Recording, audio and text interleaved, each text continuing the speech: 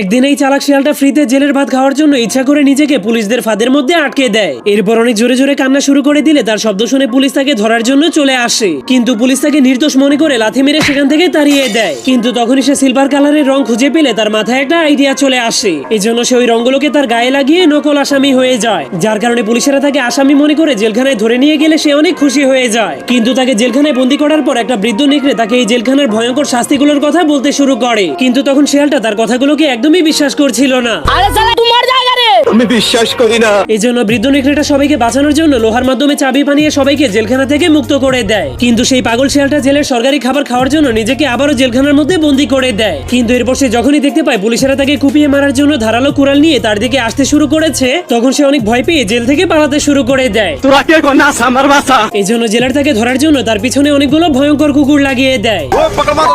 কিন্তু তখনই পানিতে নামার কারণে তার উপরে লাগানো নকল রংটা উঠে যায়। সালে কা খোপড়ি তোড় খোপড়ি।